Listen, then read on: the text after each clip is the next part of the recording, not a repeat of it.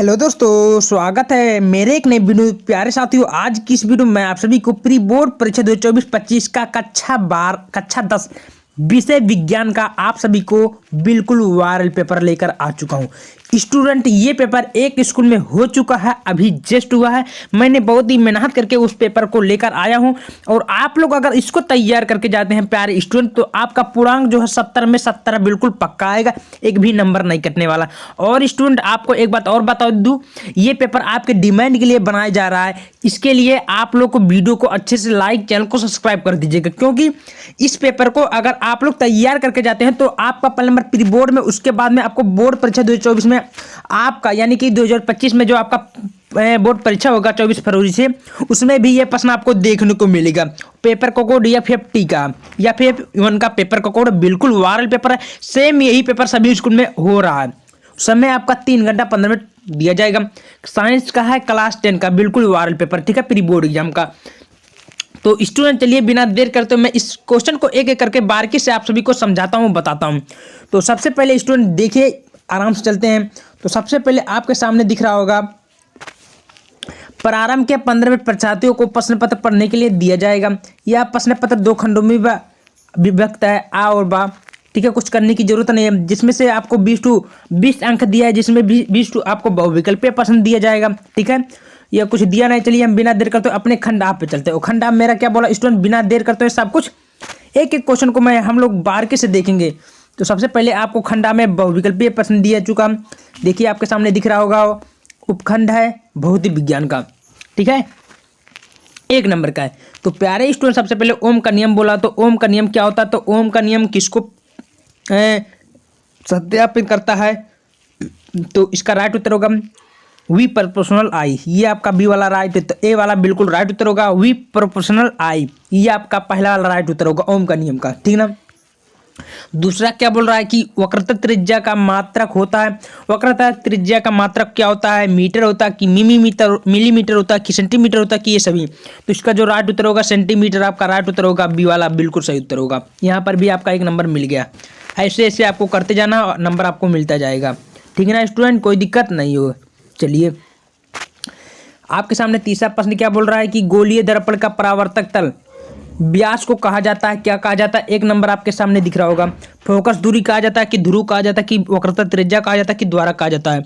तो गोलीय दर्पण का परावर्तक तल को व्यास का कहा जाता है स्टूडेंट। तो इसका राइट उत्तर होगा ध्रुव कहा जाता है। आपका बी वाला राइट उत्तर होगा, क्या कहा जाता है स्टूडेंट? ध्रुव कहा जाता है। समझ में आया? चलिए चौथा क्या बोला है कि 2 माध्यमों के सीमा पृष्ठ पर एक प्रकाश किरण लंबवत आपतित होती है, तो वो अपवर्तन कहलाती है। क्या कहलाती है भाई? 2 माध्यमों के सीमा का पृष्ठ एक प्रकाश किरण लंबवत होगा, तो उसको क्या होगा?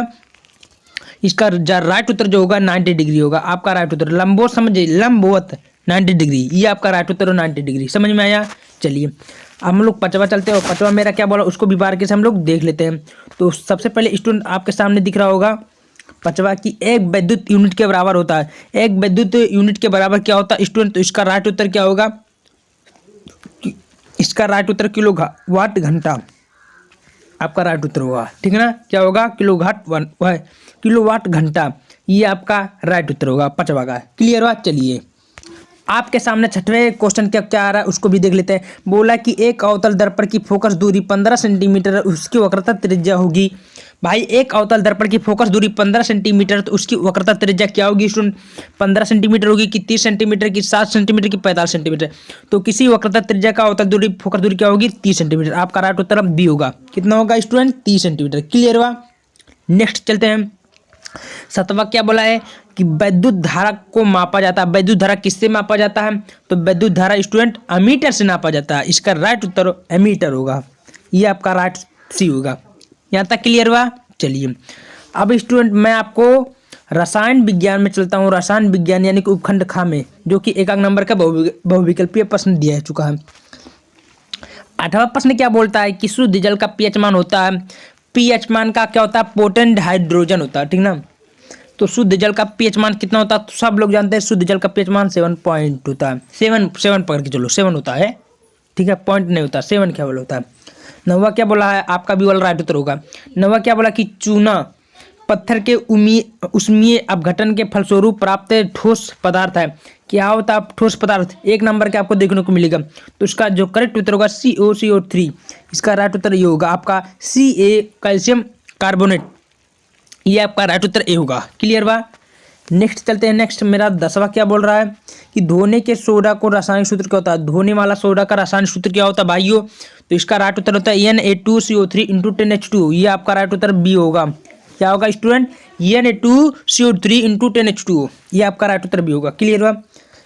11वां क्या बोल रहा है कि प्रोपेन का रासायनिक सूत्र क्या होता है स्टूडेंट, तो प्रोपेन का रासायनिक सूत्र होता है C2H6, क्या होता है C2H6, ये आपका राइट उत्तर डी होगा।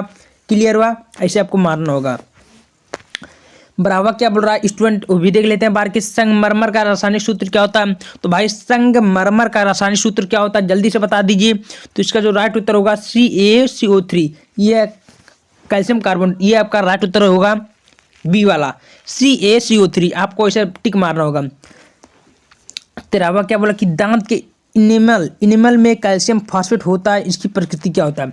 इसकी प्रकृति अम्लीय होता है कि उभयधर्मी होता है कि उदासीन होता है कि क्षारीय होता है।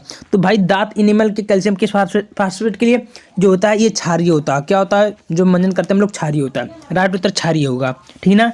चलिए अब स्टूडेंट मैं आपको जीव विज्ञान में दिखाता हूँ। जीव विज्ञान में जो कि आपको 1 नंबर का देखने को मिलेगा, ठीक ना, कि हरे पौधों में पोषण होता है। भाई हरे पौधों में पोषण कहने का मतलब हरे पौधों में क्या होता है, विषम पोषी होता है कि मृत पोषी होती है कि परपोषी होती है कि स्वपोषी। तो इसका जो राइट उत्तर होगा ये होगा स्वपोषी, यानी कि भी जान होता है उसमें।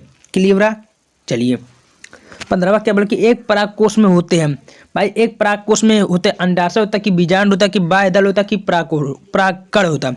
तो इसका जो सही उत्तर होगा ये होता है परागकण, आपका राइट उत्तर सी होगा। ऐसे आपको टिक मारना होगा। समझ में आया। चलिए नेक्स्ट चलते हैं। स्टूडेंट आपके सामने खंड खा दिख रहा होगा जो कि 4 नंबर के आपको देखने को मिलेगा, ठीक ना। यहाँ पर छुटा कुछ अगला क्वेश्चन है, अभी 20वां नहीं हुआ, देखिए कुछ क्वेश्चन छुटा है। अब स्टूडेंट आपको 16वां प्रश्न दिख रहा हो कि जठर रस स्त्रावित करने वाला जठर ग्रंथियों में पाई जाती है। क्या पाई जाती है, अमाशय में पाई जाती है कि छोटी आंत में कि यकृत में कि बड़ी आंत में। तो 16वां आपको दिख रहा होगा अमाशय, इसका राइट उत्तर होगा ए, अमाशय में पाई जाती है। समझ में आया। 17वां बोला है कि मिश्रित ग्रंथि क्या है। तो मिश्रित ग्रंथि को क्या कहा जाता है जल्दी बता दो। पीयूष ग्रंथि की, अग्नाशय की, वृषण की, अधिवृक्क ग्रंथि। तो पीयूष ग्रंथि को क्या कहा जाता है, अग्नाशय। क्या होता है बी, अग्नाशय आपका राइट उत्तर ग्रंथि कहा जाता है, ये राइट उत्तर होगा। समझ में आया। चलिए 18वां क्या बोला कि मानव भ्रूण किससे भोजन प्राप्त करता है। तो मानव भ्रूण किससे भोजन प्राप्त करता है स्टूडेंट, कि अंडाशय से कि वृक्क से, प्लेसेंटा से कि फ्लोपिन नालिका से। तो 18वां का इसका राइट उत्तर क्या होगा, तो इसके होता है प्लेसेंटा को, इसका राइट उत्तर बी वाला करेक्ट उत्तर होगा। ठीक है स्टूडेंट, समझ में आया। अब 19 से हम लोग क्वेश्चन को बार के समझते हैं। क्या बोला कि मेंडल के अनुसार मटर के बौने पौधे को जीनोटाइप है। भाई बौने पौधे को किससे प्रदर्शित किया गया है, तो इसका जो है स्मॉल टी से है।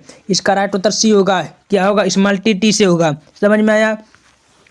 कौन सा हार्मोन्स आपातकालीन हार्मोन्स कहलाता है। तो भाई कौन सा हार्मोन्स आपातकालीन हार्मोन्स कहलाता है, तो इसका जो राइट उत्तर क्या होगा स्टूडेंट जल्दी से बता दीजिए।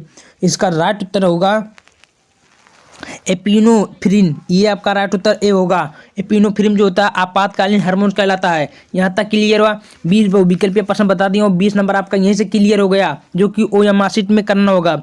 अब आपको एक 2 नंबर से बात कराता हूँ। देखिए खंडा है जिसमें से वर्णनात्मक प्रश्न बोला है, ठीक ना। अब उपखंड में आता है, देखिए सबसे पहले आता है जो कि 4 नंबर के आपको देखने को मिलेगा, ठीक ना।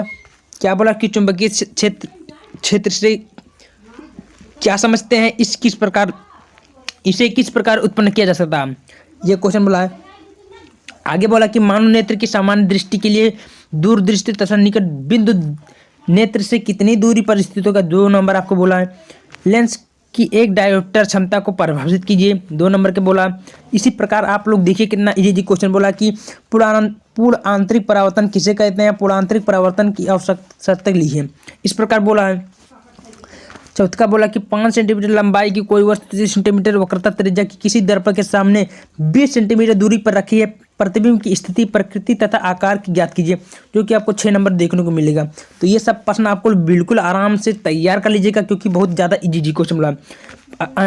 देखिए चौथा का अथवा वाला अथवा करके दिया, उसको नहीं आता तो नीचे वाला कर सकते हैं।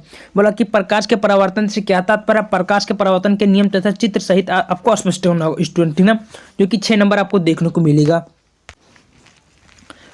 अब स्टूडेंट आपके सामने दिख रहा होगा अगवा, अगला मेरा क्या बोला उसको भी हम बारीकी से देख लेते हैं। उपखंड आज जिसमें से 4 नंबर का बोला कि निम्नलिखित यौगिकों में संरचनात्मक सूत्र लिखिए। भाई संरचनात्मक सूत्र आपको बनाना होगा।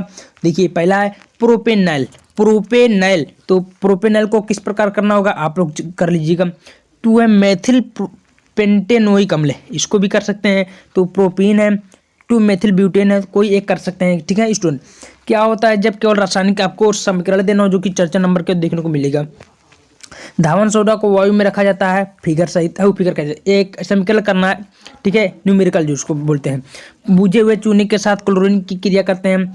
अमोनिया क्लोराइड को गर्म किया जाता है। सोडियम ऑक्साइड में जल घोला जाता है। तो ये आपको सब समीकरण है, इसको आप प्रूव कर सकते हैं। आप निम्न को कैसे प्राप्त करेंगे भाई, कैसे प्राप्त करेंगे, 3 नंबर का क्वेश्चन बोला। बेकिंग सोडा से धावन सोडा कैसे प्राप्त करेंगे, जिप्सम से प्लास्टर ऑफ पेरिस कैसे, तो बहुत इजी ये बनाने की विधि है, बनाकर दिखा दीजिएगा। ठीक है, आपको 2-3 समीकरण भी दीजिएगा, नंबर मिल जाएगा। निम्नलिखित पर संक्षिप्त टिप्पणी लिखिए। उदासीनीकरण की अपक्रिया, द्विविस्थापन अपक्रिया पर आपको टिप्पणी लिखना होगा। यहाँ तक क्लियर हुआ। अथवा करके दिया। अम्ल तथा क्षारक से आप क्या समझते हैं, दैनिक पीएच मान के 2 अनुप्रयोग लिखिए। भाई बहुत इजी क्वेश्चन बोला। ब्लीचिंग पाउडर का निर्माण कैसे किया जाता है, ब्लीचिंग पाउडर को 2 प्रमुख गुणों को लिखिए, 4 नंबर का आपको देखने को मिलेगा।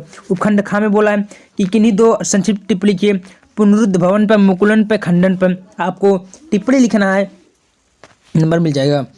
पोषण क्या, उचित उदाहरणों द्वारा द्विपोषी विषमपोषी पोषण को समझाइए, आपको समझाना, जो कि 4 नंबर का आपको देखने को मिलेगा। अग्नाशय की अनुप्रस्थ काट का नामांकित चित्र बनाइए, आपको फिगर बनाना होगा। प्रत्यवर्ती क्रिया में मस्तिष्क की क्या भूमिका है बताना होगा। खाद्य श्रृंखला से आप क्या समझते हैं समझाइए, 2 नंबर का। अथवा करके दिया, उसको नहीं तो नीचे वाला कर सकते हैं। वृक्काणु नेफ्रॉन की क्रिया विधि द्वारा बनाना होगा। नेफ्रॉन जिसे टॉयलेट करते हैं वो आपको फिगर बनाना होगा, ठीक है। तो ये दोस्तों वेरी इंपॉर्टेंट क्वेश्चन है, इंपॉर्टेंट का महा इंपॉर्टेंट पेपर वायरल है, सभी स्कूल में यही पेपर आ रहा है। और वीडियो पसंद आए वीडियो को लाइक, चैनल को सब्सक्राइब कर दीजिएगा। हाँ, अगर सभी पेपर चाहिए तो वीडियो को ज़्यादा से ज़्यादा शेयर कर दीजिएगा, चैनल को सब्सक्राइब कर दीजिएगा, तभी पेपर अपलोड होगा। और जोन सा पेपर चाहिए कमेंट करो। मिलते हैं अगले वीडियो में, धन्यवाद।